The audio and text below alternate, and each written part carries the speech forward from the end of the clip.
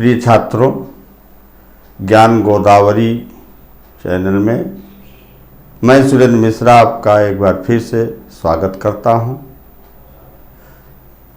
मेरे प्रिय विद्यार्थियों, ज़रूरत है अध्ययन की। देश बहुत से चैनल चल रहे हैं आधी अधूरी शिक्षा दे करके हमारे विद्यार्थियों को भ्रमित किया जा रहा है। हम ऐसा नहीं चाहते हैं। हम आपके करियर के साथ किसी भी प्रकार का समझौता नहीं करना चाहते। हम लोग अलंकार के बारे में पढ़ रहे थे। अभी तक छेकानुप्रास और वृत्त्यानुप्रास के बारे में पढ़ा। आइए अब हम लोग देखते हैं अगला जो उसका भेद है, लाटा नुप्रास अलंकार। प्रिय विद्यार्थियों, इस अलंकार पर बहुत सा विवाद खड़ा हुआ है और इसे 3 से 4 प्रश्न पूछते हैं। देखिए, हमारा आयोग पूछता है कि लाटा नुप्रास अलंकार की उत्पत्ति है। यहाँ हमसे प्रश्न पूछा गया कि लाटानुप्रास अलंकार की उत्पत्ति है। इस पर आपको विकल्प देगा। पहला लाट प्रदेश, दूसरा आंध्र प्रदेश,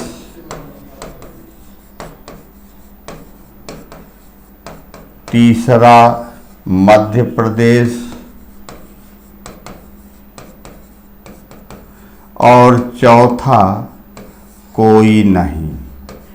यानी 4 विकल्प आपके सामने होगा। इन 4 विकल्पों में आपको उत्तर देना होगा। अब समस्या होती है कि हमारा विद्यार्थी ये जानता नहीं कि यह अलंकार की उत्पत्ति कहाँ से हुई, तो हम लोग जो है इस पर एक अंदाज और तीर तुक्का शुरू कर देते हैं, जुगाड़ बैठाते हैं कि हो सकता है इसका नाम लाटा है तो लाट से हो सकता है। ये तो सही है कि लाट प्रदेश से है, विकल्प भी यही सही है। लेकिन एग्जामिनर आपका आईक्यू देखेगा कि हमारा जो विद्यार्थी है वास्तव में पढ़ा है कि केवल सीख लिया है कि ये होगा, परिभाषा है इसलिए जो है अलंकार है, फिर उदाहरण में क्या है क्या नहीं है उसको ढूंढ नहीं पाएगा। इस तरह से छोटी छोटी चीज़ों के बारे में आपसे वो पूछता रहेगा मेरे प्रिय विद्यार्थियों। लेकिन हमें आवश्यकता है सजग रहने की। अब देखिए, यहाँ दूसरा क्वेश्चन जो आपका बनेगा कि लाट प्रदेश का आधुनिक नाम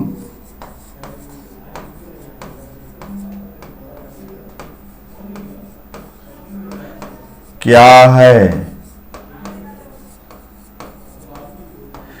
आधुनिक नाम। तो इस आधुनिक नाम के लिए आपको जीएस के क्षेत्र में जाना होगा। अब आपसे देखिए, उसने आपसे पूछा कि वास्तव में हमारे विद्यार्थी यूपी में भी एक आध क्वेश्चन आते हैं, लेकिन एमपी में, पीसीएस में इससे तमाम इस सारे क्वेश्चन पूछे जाते हैं। तो अब इसके लिए आपको भ्रमित होना पड़ेगा। अब यहां आपको विकल्प देगा। पहला विकल्प दे दिया उत्तर प्रदेश, दूसरा दे दिया मध्य प्रदेश, तीसरा दे दिया गुजरात और चौथा दे दिया आंध्र प्रदेश।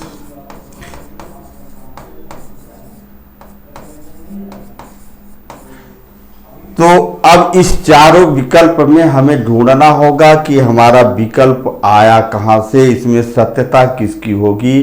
तो आप कभी भी अंदाज लगाइए तो इसका आधुनिक नाम गुजरात माना गया है।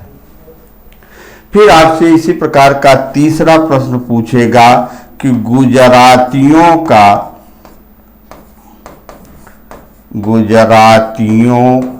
का प्रसिद्ध अलंकार है। तो गुजरातियों का प्रसिद्ध अलंकार है। यहां भी 4 नाम देगा, रूपक, बी दे दिया आपसे लाटानुप्रास, सी दे दिया आपको छेकानुप्रास और डी दे दिया कोई नहीं।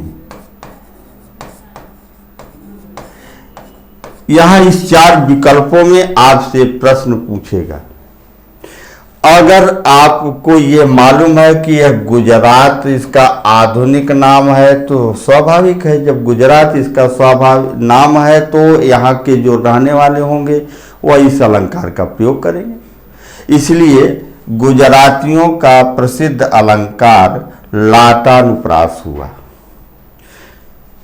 यानी अब दूसरी समस्या होती है कि इसका लाटा नाम क्यों रखा गया है।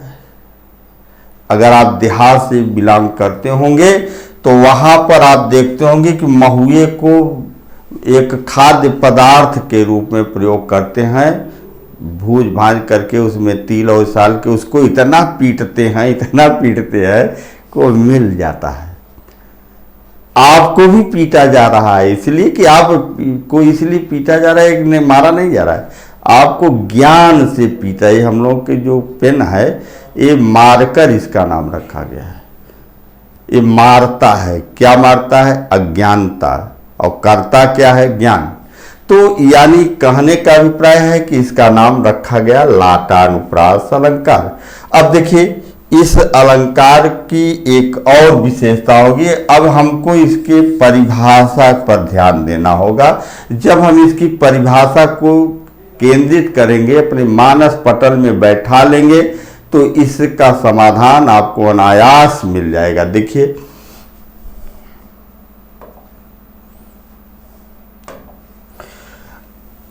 इसकी परिभाषा है कि जहां पर शब्द अथवा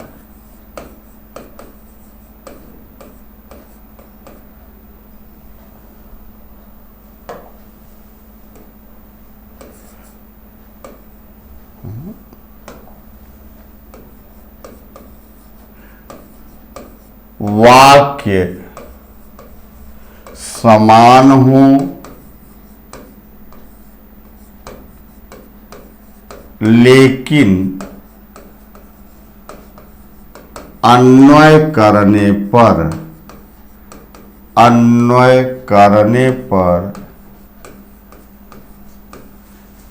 अर्थ में अंतर दिखाई दे, अर्थ में अंतर दिखाई दे, वहां पर लाटानुप्रास होता है। यानी शब्द और वाक्य में समानता होगी, यानी एक ही शब्द आ सकता है, वाक्य भी समान होता है। जैसे आप देखते होंगे मांगी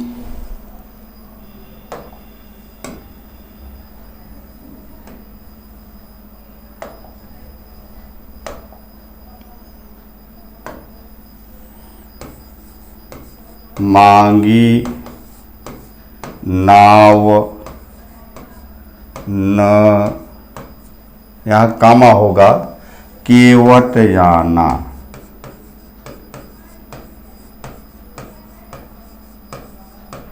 मांगी नाव न, अगर इसको आप मेरे प्रिय छात्रों अन्वय करके खंड खंड करके जब इसको आप पढ़ेंगे तो अर्थ में परिवर्तन दिखाई देगा, और जैसे ही अर्थ में परिवर्तन दिखाई देगा वहां लाटानुप्रास हो जाएगा। यहाँ दूसरा दिया इसी में मांगी नाव, यहाँ कामा लगा, अन्वय ही कर रहा है, कामा अन्वय कर रहा है। नाव न केवट आना, दोनों प्रकार का दिया है। मागी नाव न, यानी इसके अर्थ में अंतर होगा कि मागी नाव न केवट याना, यानी केवट से नाव मागी ही नहीं गई लेकिन ले आया। जब दूसरे पर चलेंगे कि मागी नाव, नाव मांगा गया, एक में निगेटिव होगा और एक में पॉजिटिव, यानी एक में सकारात्मक उत्तर मिल रहा है, एक में नकारात्मक उत्तर मिल रहा है।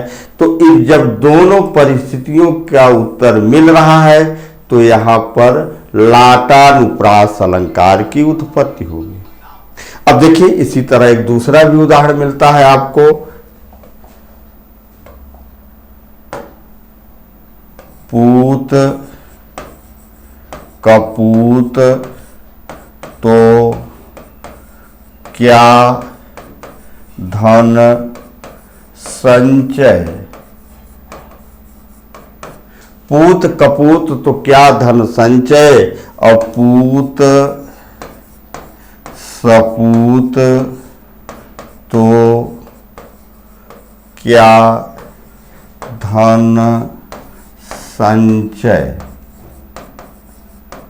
यहां वाक्य समान है। इस वाक्य को विभाजित करने वाला है दो शब्द, एक है कपूत और एक है सपूत।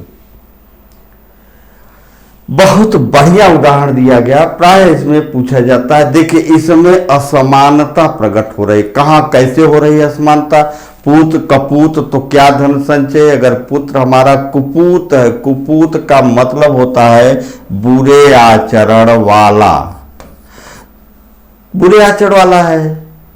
10 लाख रुपए डाल करके एटीएम पकड़ा दीजिए, वह क्या करेगा, पूरा ये पैसा समाप्त कर देगा, अच्छे कार्य में नहीं करेगा। उस पैसे का सदुपयोग सदैव वह बुरे कार्यों में करेगा। पिएगा, हल्का हल्का सुरूर है, बस तेरी नजर का कसूर है, जाम लबों से पिला दिया रे मुझे, एक शराबी बना दिया, इसमें उसका पूरा धन चला जाएगा।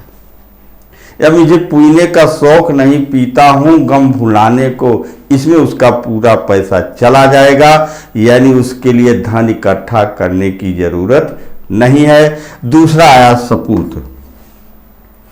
घर से लोगों ने मार के निकाल दिया कि जाओ तुमको देखो पैसा चवन्नी भी नहीं देंगे, जैसे मन हो करो।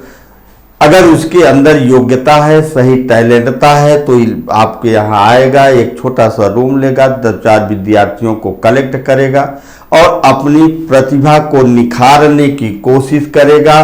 धीरे धीरे उसके पास पैसा हो जाएगा। यानी वो सपूत है, उसके लिए धन की जरूरत नहीं है। यहाँ पर आप देख रहे होंगे कि वाक्य एक समान है, लेकिन जब अन्वय किया गया तो इसके अर्थ में अंतर आया। इसलिए इस अलंकार का नाम रखा गया लाटानुप्रास अलंकार। यानी महुए की तरह यह एक दूसरे से चिपक जाता है, इसलिए इसको हम लोग लाटानुप्रास अलंकार कहते हैं। इस तरह के अगर उदाहरण आपको मिल रहे हों, इस तरह से प्रश्न आपसे पूछे जा रहे हों, आपका काम है कि आप उस प्रश्नों को देखिए, उसको समझिए, जल्दबाजी न करिए। अगर आपने जल्दबाजी की उसका आंसर, अरे भैया मेरे आपको 1 से 1.5 मिनट का समय देता है आयोग, इस समय में आप प्रश्न को पढ़िए और गोले तो लगाना है ना। 2 मिनट के अंदर 2 सेकंड में आप गोला लगा के फुर्सत होंगे। तो यानी हम अपने साथ खिलवाड़ न करें, हर तथ्यों को भली बात समझें और उसके बाद विकल्प लगाने की कोशिश करें। आइए अब हम लोग चलते हैं एक दूसरे अलंकार की ओर। उसका नाम है श्रुत्या नुप्रास अलंकार। मेरे प्रिय छात्रों, आप देखते होंगे गांव में महिलाएं गीत गाती हैं और बड़े ही सरलतम ढंग से 10 महिलाएं एक साथ गीत गाती हैं। उनके गीत में अंतर नहीं होता है, उनकी लय में अंतर नहीं होता है। और जब हम लोग जब यही कोई रामचरितमानस का पाठ करने लगते हैं या कोई ऐसा गीत करते हैं तो वहाँ भी हमारे लय में विसंगति नहीं होती है। यानी इस अलंकार में जो है वर्ण की आवृत्ति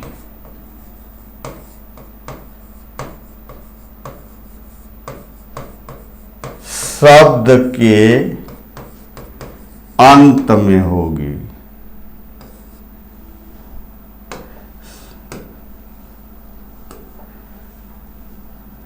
शब्द के अंत में होगी।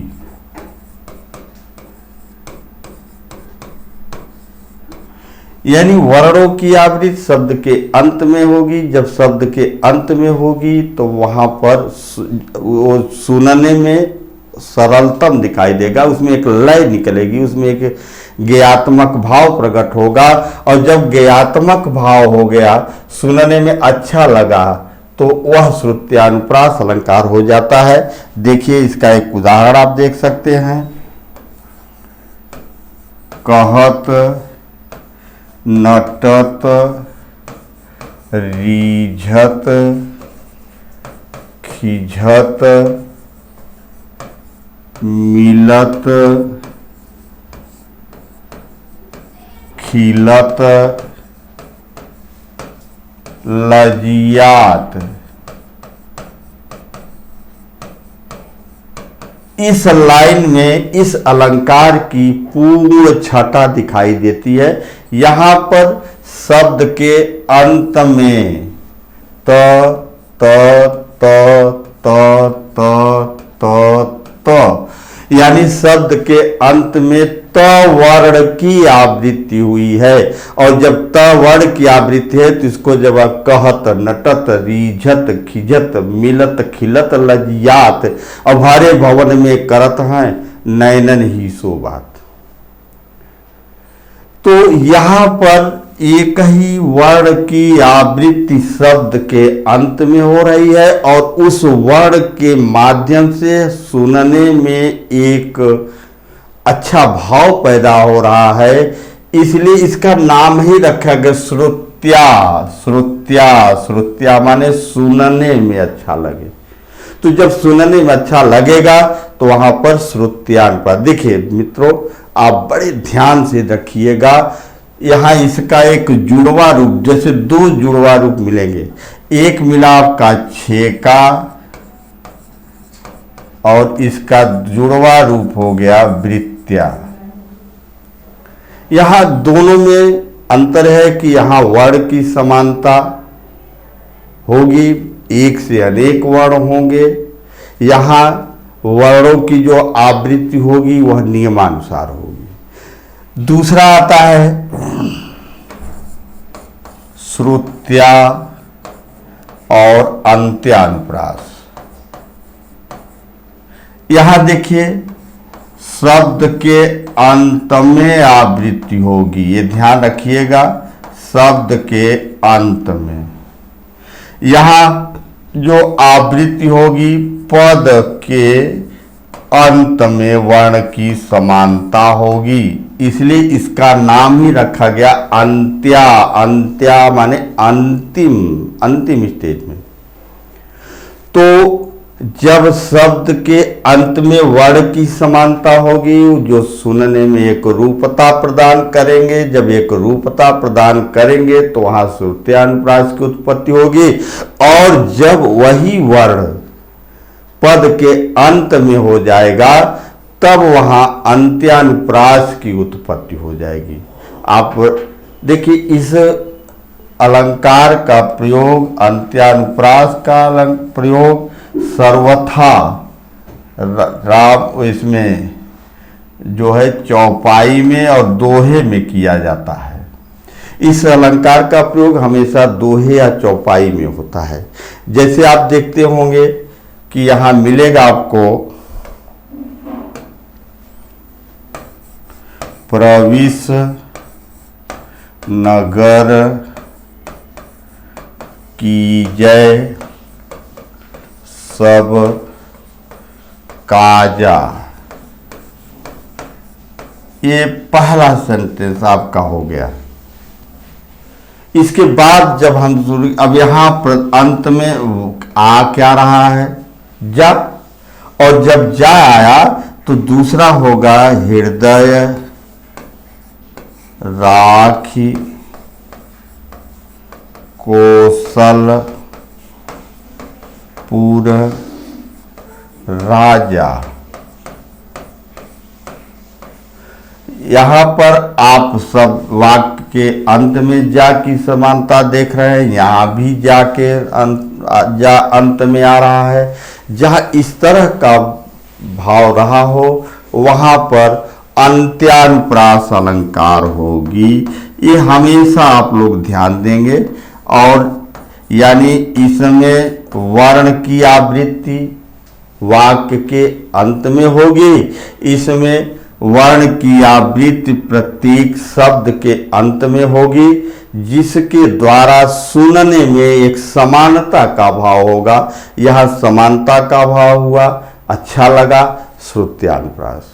सीधी सी बात है, आप लोग भी प्रयोग करते हैं कि सुनने में अच्छा लगे। अगर सुनने में अच्छा लग रहा है तो वहां पर श्रुत्यानुप्रास अलंकार की उत्पत्ति होगी। और जब पद के अंत में वर्ण की समानता पाई जाए तो वहां अंत्यानुप्रास होगी। ये अनुप्रास के जो 5 भेद हैं, उस 5 भेदों का हम लोगों ने वर्गीकरण किया और अंतर भी समझा कि 6 का अनुप्रास में वर्ण की समानता होगी, लेकिन यह अनेक से वर्णों से घिरा होगा। लेकिन वृत्त्यानुप्रास में आवृत्ति बाय रूल हो रही है, नियमानुसार हो रही है। श्रुत्या में शब्द के अंत में होगा, अंत्या में पद के अंत में होगा। अगर शब्द के अंत में हो रहा है, सुनने में समानता हो रही है तो श्रुत्यानुप्रास, और पद के अंत में हो रहा है तो वहां पर अंत्यानुप्रास अलंकार होगा। अब हम लोग चलते हैं दूसरे अलंकार की ओर। उस अलंकार का नाम है यमक अलंकार। यमक अलंकार। अब यह अलंकार शब्दालंकार के रूप को प्रकट करता है। युग्म शब्द आता है, युग्म, युग्म माने जोड़ा, तो यहां भी जोड़े का प्रयोग होगा। यानी शब्द बार बार आए। जैसे एक हमारे कवि हुए, उन्होंने यह कहा कि एक शब्द पुनि पुनि परै, शब्द पुनि पुनि परै, ध्यान रखिएगा, शब्द पुनि पुनि परै, पुनि पुनि परै रिपीट हो रहा हो। यहां भी शब्द बार बार आए लेकिन अर्थ अलग अलग हो।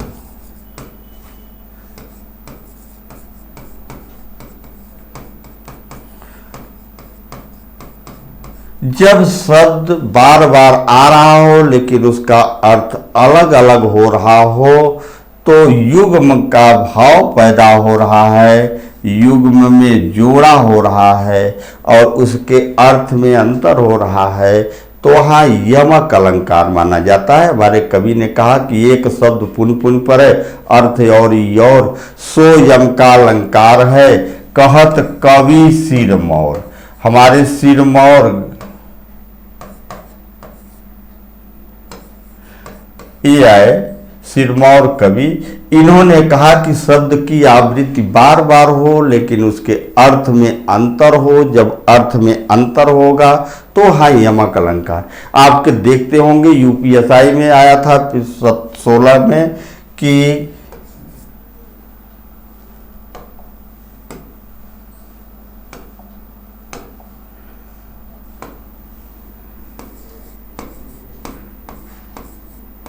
सजना है, सजना